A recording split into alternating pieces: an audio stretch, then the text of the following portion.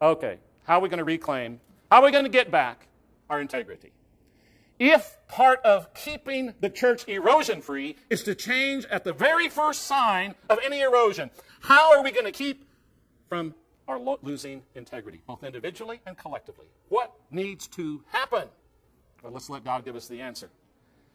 If you individually and us collectively are to reclaim, then we must, according to this text, live in the grip of fear.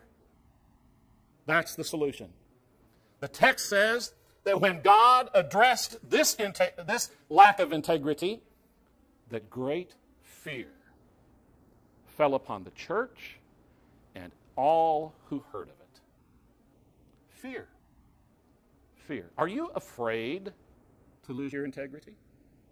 If you've lost your integrity, you know what will get you back to regaining that integrity? Fear. Fear.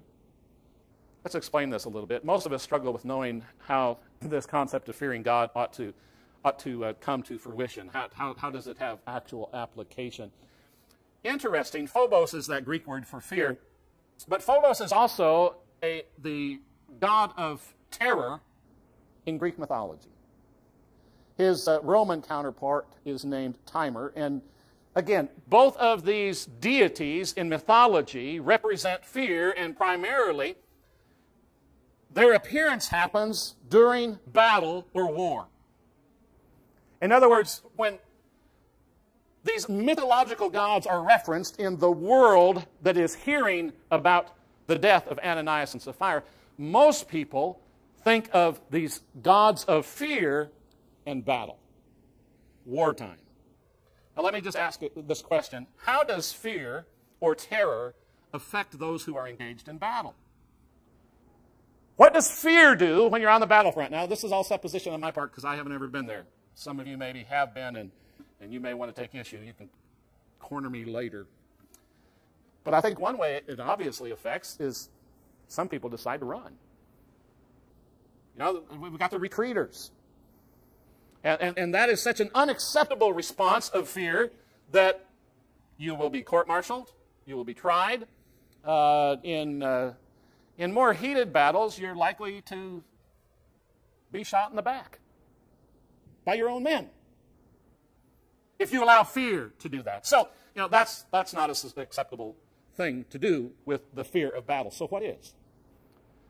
Well, I tell you what, it appears to me that if I'm in a situation in a battle where there's a great amount of fear, that I'm going to be more inclined to listen to a superior who has a plan. You know, somebody who's been here before, someone who has experience, someone who knows the layout of the land, knows where the other troops are, knows all of this information. I'm going to be more inclined to listen to them. And not only that, I think there also is the intensified cautiousness because of fear. You know, we don't watch, when we watch news clips of Vietnam, we don't see soldiers walking through rice paddies, standing erect, just like they're just trudging through the rice paddy. Why? Because the Vietnamese were extremely excellent at sniper attacks and all of the hidden things. And so how did they go through? How did they walk? How did they travel? With great cautiousness. A point man put out front. Cautiousness. Fear produces cautiousness. And then I think there's some validity to this too. That sometimes fear just motivates us towards victory.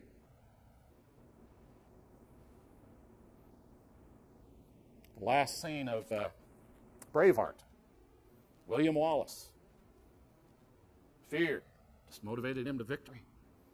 Wouldn't even give him the glory of killing him without it being his way. Fear motivates us to victory. When we are in the battle, we who are in this spiritual battle, when we find that we're trying to regain our integrity, we need to become fearful. And when we become fearful, it will enhance our willingness to listen and to obey the sovereign Savior. You know, if Jesus tells me to regain my integrity, I need to approach someone and confess something, then that order comes from a superior. And unless I'm walking in the fear of that superior, I will likely not do what that superior says to do. We will walk in a more obedient fashion. And in humility, we will be motivated to do whatever needs to be done to achieve the goal of victory.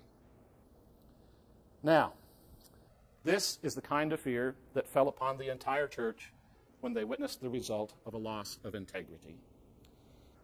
So, brothers and sisters, when we or others are sacrificing our integrity by unfair comparisons, by contrived scheming, or by cunning confirmations, we had better never become complacent about that level of erosion, because corruptions and destruction are guaranteed to follow.